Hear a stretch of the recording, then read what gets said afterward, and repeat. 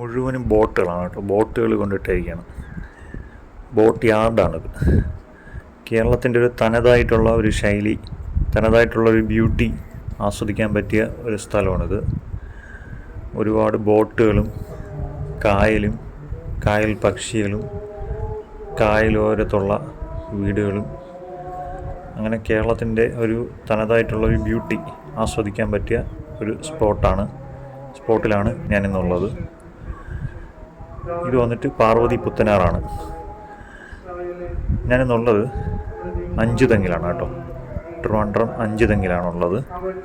ഇന്നൊരു സൺഡേ ഈവനിങ്ങിലാണ് ഞാനിവിടെ ഉള്ളത്. അടുത്തൊരു ചർച്ചിൽ എന്തോ ഈവനിങ് പ്രയറോ എന്തോ ഫംഗ്ഷനോ എന്തോ നടക്കുകയാണെന്ന് തോന്നുന്നു. അവിടെ നിന്നുള്ള സോങ്ങാണ് നിങ്ങൾ ഈ ബാക്ക്ഗ്രൗണ്ടിൽ കേൾക്കുന്നത്. ഇവിടെ ഒരു ലൈറ്റ് ഹൗസും ഉണ്ട്. ആ ലൈറ്റ് ഹൗസിൽ കയറാനുള്ള സമയം 3 മണി തൊട്ട് 5 മണി, അതിൻ്റെ ഇടയ്ക്കാണ് വിസിറ്റേഴ്സിന് അനുവദിച്ചിട്ടുള്ള സമയം. ഇവിടെ ഒരു ഹാങ്ങിങ് ബ്രിഡ്ജ് ഉണ്ട്. ഈ ഹാങ്ങിങ് ബ്രിഡ്ജാണ്, ഇത് കാണാനാണ് ഇവിടെ ഒരുപാട് പേര് വരുന്നത്. ഈ ഹാങ്ങിങ് ബ്രിഡ്ജിൽ നിൽക്കാനും ഫോട്ടോ എടുക്കാനും ഒക്കെയാണ് ഒരുപാട് ആളുകൾ വരുന്നത്. ഞാനിപ്പോൾ ഹാങ്ങിങ് ബ്രിഡ്ജിൻ്റെ മുകളിലോട്ട് കയറി പോവുകയാണ്. ഈ പാർവതി പുത്തനാറിയുന്ന നോർത്തിലോട്ട് പോയി കഴിഞ്ഞാൽ അങ്ങ് വേമ്പനാട് കായൽ വരെ പോവാം. ഇവിടെ നിന്ന് നേരെ വൈക്കം കായലിലോട്ട് പോവും. പിന്നെ അവിടെ നിന്ന് നടയറ കായലിലോട്ട് പോവും. പിന്നെ അവിടെ നിന്ന് പറവൂർ കായലിലോട്ട് പോവും. അവിടെ നിന്ന് വേമ്പനാട് കായലിലോട്ട് പോവും. ഈ പാലത്തിൻ്റെ അടിയിൽ കൂടെ ഒഴുകുന്നതാണ് പാർവതി പുത്തനാറ്. ഇത് ഇവിടെ നിന്ന് ഒഴുകി നേരെ പെരുമാതുറ പോവും. പെരുമാതുറ കടിഞ്ഞംകുളം കായലിൽ ചേരും.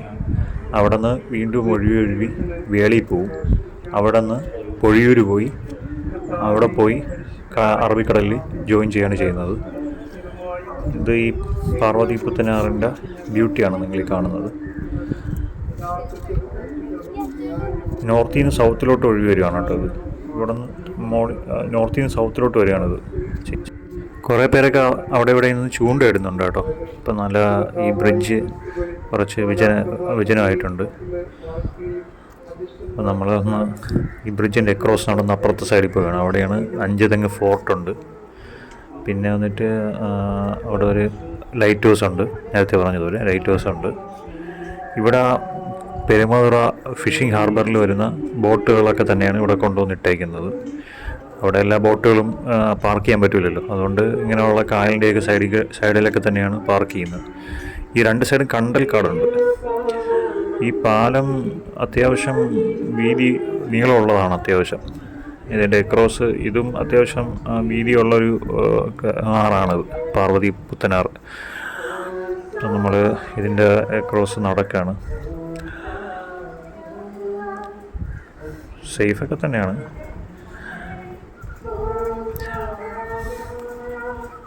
പാലം നല്ലപോലെ മെയിൻറ്റെയിൻ ചെയ്യുന്നുണ്ട്. വലിയ ഇഷ്യൂ ഒന്നുമില്ല പാലം കാണുമ്പോൾ. ഇവിടെയൊക്കെ ആളുകൾ കണ്ടില്ലേ, ഒരുപാട് എഴുതിയും കോറിയൊക്കെ വെച്ചിട്ടുണ്ട്. സാധാരണ ടൂറിസ്റ്റ് സ്പോട്ടുകളിലൊക്കെ ഉള്ള അതേ അവസ്ഥ തന്നെയാണ് ഇവിടെ ഉള്ളത്. അധികം പൊല്യൂഷനൊന്നുമില്ല. പൊല്യൂഷൻ നമ്മൾ കാണുന്നില്ല, വിസിബിളായിട്ട് കാണുന്നില്ല പൊല്യൂഷനൊന്നും. ഇത്രയും ബോട്ടുകളൊക്കെ ഇവിടെ ഉണ്ടെങ്കിലും അധികം പൊല്യൂഷനില്ല. കായലിൻ്റെ സൈഡിലൊക്കെ കുറച്ച് പ്ലാസ്റ്റിക് ബോട്ടിലൊക്കെ കിടപ്പുണ്ട്. ഇവിടെ ഒരു ബീച്ചുണ്ടെന്ന് പറയുന്നത്. അതുകൊണ്ട് ഞാൻ ബീച്ചിലോട്ട് നടക്കുകയാണ്. അധികം ആരൊന്നും വരാത്ത ബീച്ചുകളൊക്കെയാണ്. ഇവിടെ ഫുള്ളും ഫിഷർമാൻസാണ്, മീൻകാരാണ്. അവരെ ബോട്ടുകളൊക്കെ ഇട്ടേക്കാണ്. എന്നെ കാണുമ്പോൾ ആളുകളൊരു അതിശയ ജീവിയെ പോയാണ് കാണുന്നത്. കാര്യം എന്ന് പറഞ്ഞാൽ പുറത്തുനിന്ന് അധികം ആളുകൾ വരാറില്ല. സോ ഞാൻ കടലിലോട്ട് ഇറങ്ങിയില്ല. ഞാൻ ജസ്റ്റ് ഇവിടെ ഇങ്ങനെ നിന്ന് കണ്ടിട്ട് വരികയാണ് ചെയ്തത്. ഇതാണ് അഞ്ചുതെങ്ങ് ഫോർട്ട്. ഇത് ബ്രിട്ടീഷുകാർ ആദ്യമായിട്ട് ഇന്ത്യയിലുണ്ടാക്കിയ ഫോർട്ടുകളിലൊന്നാണ്. 1684 ബ്രിട്ടീഷുകാർക്ക് ആറ്റിങ്ങൽ റാണി അശ്വതി തിരുനാൾ അനുമതി കൊടുക്കുന്നത് ഈ ഫോർട്ട് ഇവിടെ ഉണ്ടാക്കാൻ. 1699 ഇത് കംപ്ലീറ്റ് ചെയ്യുന്നത്. ആ സമയത്ത് ബ്രിട്ടീഷുകാരിത് കുരുമുളകിൻ്റെ ട്രേഡിന് വേണ്ടിയിട്ടാണ് ഇത് ഉപയോഗിച്ചിരുന്നത്. കുരുമുളക് സംഭരിക്കാനും അതിനൊക്കെ വേണ്ടിയിട്ടാണ് ഉപയോഗിച്ചിരുന്നത്. 1721 ഇവിടെ കലാപം നടക്കുന്നത്, ആറ്റിങ്ങൽ കലാപം. ആ സമയത്ത് 140ഓളം ബ്രിട്ടീഷ് ഈസ്റ്റ് ഇന്ത്യ കമ്പനി പട്ടാളക്കാരെ ഇവിടെ വധിക്കുകയുണ്ടായി. തിരുവിതാംകൂറിൻ്റെ ചരിത്രം പറയുമ്പോൾ ഫേമസ് ആയിട്ടുള്ള 8 വീട്ടിൽ പിള്ളമാരൊക്കെ ഉൾപ്പെട്ട ഒരു ഇൻസിഡൻ്റാണിത്. നിങ്ങൾക്ക് അതിൻ്റെ ചരിത്രം കൂടുതൽ ഞാൻ പറയുന്നില്ല. ആ ചരിത്രം നിങ്ങൾ വിക്കിപീഡിയയിലൊക്കെ നോക്കിയാൽ മനസ്സിലാവും.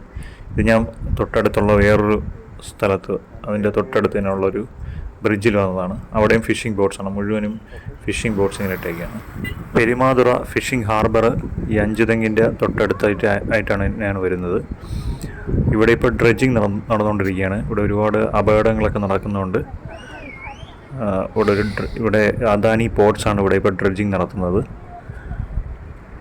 ഇതാണ്ടില്ലേ, ആ ദൂരെ കാണുന്നില്ലേ, അവിടെ ഡ്രഡ്ജിങ് നടന്നുകൊണ്ടിരിക്കുകയാണ്. ഇതാണ് ഫിഷിംഗ് ഹാർബർ. ബോട്ടുകൾ വരികയാണ്.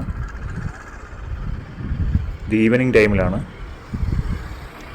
ഇവിടെ ഈ പെരുമാതുറ ബ്രിഡ്ജിൽ നിന്നുള്ള വ്യൂ ആണ് നിങ്ങൾ കാണുന്നത്.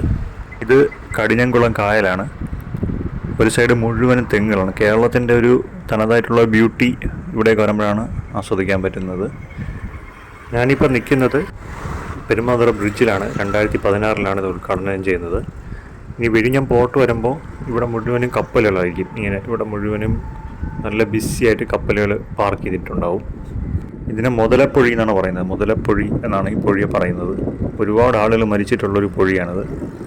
അതുകൊണ്ടാണ് ഇവിടെ ഇപ്പോൾ ഡ്രഡ്ജിങ് നടക്കുന്നത്. നാട്ടുകാരുടെ പ്രക്ഷോഭമൊക്കെ കണക്കിലെടുത്തിട്ടാണ് സർക്കാർ ഇടപെട്ടിട്ട് ഇവിടെ ഇപ്പോൾ ഡ്രഡ്ജിങ് നടത്തുന്നത്.